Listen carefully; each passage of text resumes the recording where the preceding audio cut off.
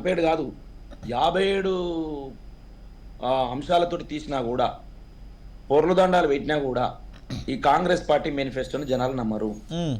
ఎందుకంటే దానికి రీజన్ కూడా ఉంది. ఇలా 2014లో తెలంగాణ తర్వాత 14 నుంచి మొదలైంది ఈ వ్యాపారాలని, ఎన్నికలను వ్యాపారం చేసినటువంటి పార్టీ కాంగ్రెస్ పార్టీ నాయకులు, ఇక్కడ స్థానికంగా ఉన్నటువంటి నాయకులు. కేంద్రం నుంచి తెలంగాణ రాష్ట్రం వచ్చిన తర్వాత కేంద్రం కూడా పెద్దగా వాళ్ళు ఏదో జాలిపడో దాయదలిసో భిక్షమెత్తనో వచ్చిన తెలంగాణ కాదు. కొట్లాడి సాధించుకున్నాం తెలంగాణ. ఆ కొట్లాట లేకపోతే తెలంగాణ రాకపోతుండే.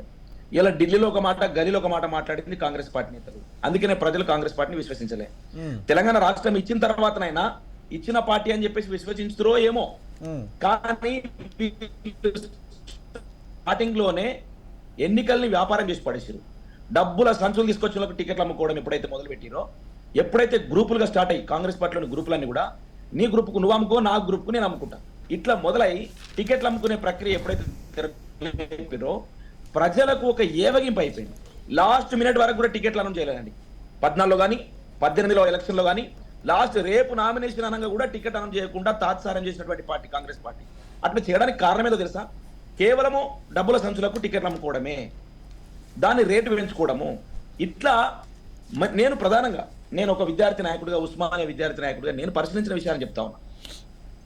వీళ్ళ 250 గజాల జాగా ఇస్తాం ఉద్యమకారులం అని చెప్పేసి పెట్టినట్టుగా తెలుస్తున్నా.